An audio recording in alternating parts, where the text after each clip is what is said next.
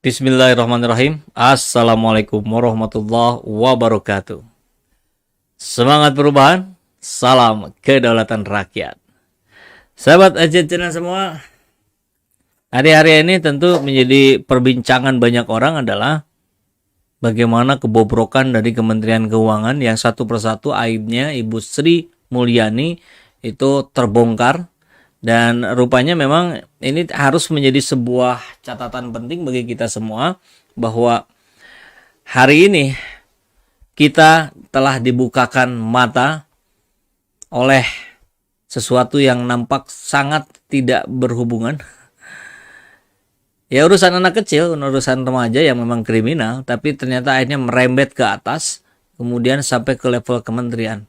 Saya nggak tahu nih bagaimana perasaan Bu Sri Mulyani melihat seorang Mario Dandi yang kemarin baru rekonstruksi kemudian sempat melotot juga tuh ke wartawan. Ramai juga itu beritanya. Tapi yang akan menjadi perbincangan kita hari ini, Indonesia hari ini goncang oleh satu orang yang bernama Raphael Alun Trisambodo. Hartanya ada yang bilang 51 miliar, terus beranjak naik jadi 58 miliar. Ada yang bilang lagi ketemu lagi oleh PPATK 500 miliar transaksi yang beredar di akun-akun rekening punya keluarganya. Yang punya istrinya, punya anaknya, mungkin punya pembantunya, punya orang lain yang nggak dikenal dipinjam KTP-nya. Kemudian kemarin ditemukan di safety box di bank atas nama Raphael Alun. Uang. Jumlahnya 37 miliar. Edan. Pak, jangan dibayangkan itu rupiah.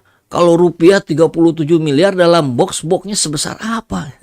Enggak dalam bentuk rupiah, dalam bentuk mata uang asing semuanya. Mungkin mayoritas dolar Amerika ya. Luar biasa.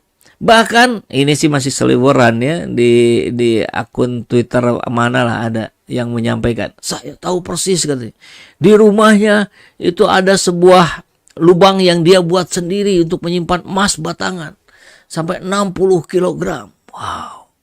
Bukan tidak mungkin itu. Ya, bisa hoax, bisa juga benar gitu. Ya karena kalau sudah begini kelakuannya, ada lagi data yang lain menyebutkan sebetulnya harta Trisambodo ini, Raphael Alun ini 2,5 triliun. Padahal ini bukan pegawai tinggi, ini pegawai kelas menengah ini Raphael. Kebayang kelas tingginya kayak gimana ya. Safe deposit box milik Raphael Alun Trisambodo berisi 37 miliar atas nama sendiri. Kepala Pusat Pelaporan dan Analisis Transaksi Keuangan Ivan Yustiavandana mengungkapkan safe deposit box milik mantan Kepala Bagian Umum Direktorat Jenderal Pajak Kanwil Jakarta Selatan, Jaksel tuh. Bukan di level provinsi nih. Raphael Alun Trisambodo berjumlah 37 miliar. Ya, 37 miliar katanya ya saat dihubungi tribunnews.com hari Jumat. Selain itu, Ivan juga mengungkap uang yang berada dalam deposit box itu juga atas nama Raphael Alun. Sayang dia kalau di atas namakan pada siapa? Saifuddin yang rumahnya petak itu yang atas nama Rubicon itu. Rubicon atas nama dia, Saifuddin. Ia juga mengatakan seluruh uang yang berada di dalamnya berisi mata uang asing. Ya kalau rupiah nggak akan cukup itu boxnya. Sebelumnya selain safe deposit box, puluhan rekening milik Raphael Alun dan keluarga senilai 500 miliar telah diblokir. Nilai transaksi yang kami bekukan nilainya debit kredit lebih dari 500 miliar dan kemungkinan akan bertambah. Jadi dugaan lain yang menyebut 2,5 T itu bisa jadi benar ya. Padahal ketika kita di awal mendengar 56 miliar saja, kita sudah tercengang. Oh ternyata 500 M, makin tercengang. Oh ternyata 2,5 T, pingsan. Aduh. Ada lagi nggak beritanya, kita lihat ya. Saham 134 pegawai pajak mayoritas atas nama istri. Jadi rupanya di mana kantor pajak itu rata-rata pegawainya sebagian gitu itu memiliki perusahaan atas nama istrinya. Hebat ya. Ya ini tapi sayangnya ini kabar baru kita dapatkan kemarin. Sayangnya memang belum detail nama perusahaannya apa, bergerak di bidang apa. Tapi kalau sinyalemennya benar bahwa sebagiannya atau sebagian besar malah perusahaannya adalah perusahaan konsultan pajak. Kebayang nggak sih? Pegawai pajak, istrinya bikin perusahaan konsultan pajak. Bisa kebayang apa yang dikonsultaninya? Bukan edukasi tentang bagaimana membayar pajak dan sebagainya, tapi bagaimana mengakali. Kalau harus bayar pajak 100 miliar, gimana caranya bayar pajaknya cukup 50 miliar. Nah, yang 50 miliarnya lagi bagi dua. Buat orang pajak 25 miliar, 25 miliarnya lagi masuk ke kantong wajib pajak. Nah, yang begitu ini sudah jadi rahasia umum. Betul memang bahwa ini kan dari dulu begitu. Betul, tapi kan tempo hari kita tidak mendapatkan momentumnya. Ini momentum yang tepat untuk kita kemudian langsung mengobrak-abrik, membongkar kejahatan mereka. Ada lagi nggak ya? Kita lihat. Ini yang kemarin kita bahas. Sri Mulyani tak tahu 300 triliun temuan Mahfud. PPATK sudah 200 kali melaporkan. Jadi PPATK sudah 200 kali melaporkan dengan 200 laporan. Jadi satu laporan satu kali. Kirim hari ini misalkan ya. Nah kemudian bulan depan kirim lagi satu. Nah ini nggak ada yang ditindaklanjuti. Jadi luar biasa. Bahkan anggota DPR dari Demokrat bilang, ya memang Sri Mulyani saya kira sudah tahu dari dulu, katanya, kurang lebih redaksinya ya. Tapi memang sengaja ditutupi oleh Sri Mulyani dan pimpinan Kemenq yang lain. Jahat sekali nih, kalau benar ya. Dan sekarang mengaku tidak tahu pula. Tapi bahasanya menarik nih ketika bilang tidak tahu, ya karena di situ tidak tercantum angka 300T. Yang Bu Sri Mulyani baca 200 laporannya atau hanya satu laporan terakhir, kan itu soalnya gitu.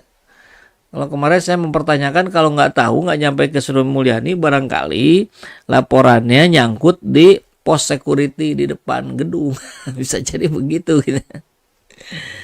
Aduh, ada lagi nggak beritanya? Banyak kali nih, luar biasa ini ya. 300T melibatkan ratusan orang pegawai Kemenq. Jadi saya kira bubarkan saja ya. Kalau satu persatu diperiksa harus betul ya, itu ranah hukum. Tapi untuk Kemenq-nya sendiri saya kira sudahlah, mulai dari nol lagi aja lah gitu. Direkrut lagi orang-orang baru dengan cara yang baru gitu. Ada nggak yang bisa mencegah? Ada, bisa.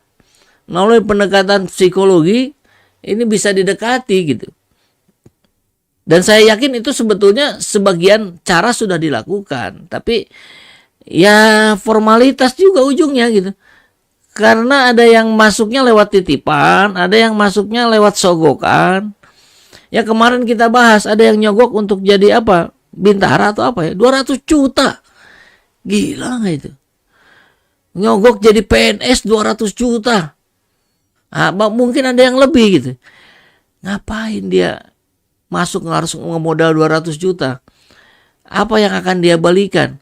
Kalau gajinya hanya 5-10 juta, kapan itu balik 20 juta, 200 juta?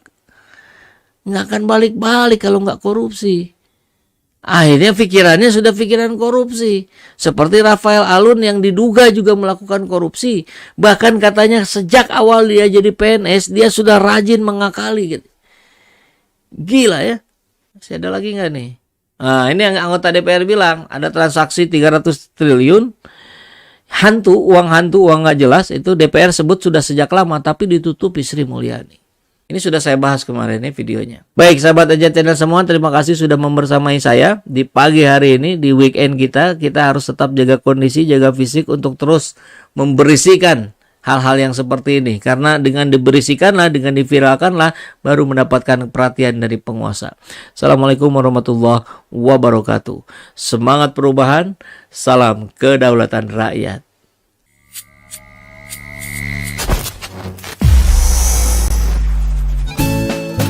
Hei penguasa, ini kami rakyat jelata. Engkau ada untuk siapa?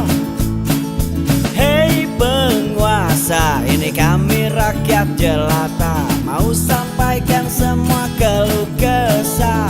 Bekerjalah dengan hati, pakai empati, jangan banyak intrik, apalagi bikin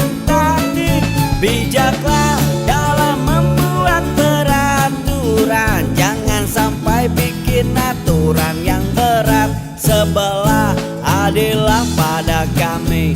Kami tak bodoh, meski memang kami tak pandai, tapi kami berjanji akan tetap mengkritik sesuai isi hati.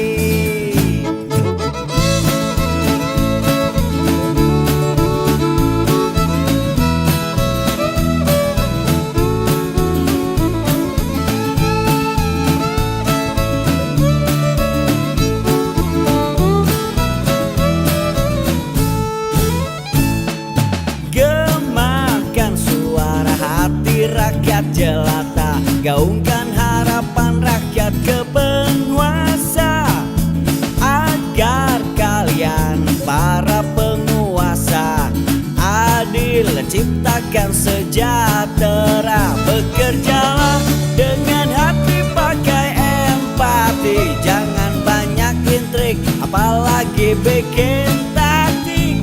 Bijaklah dalam membuat peraturan, jangan sampai bikin aturan yang berat.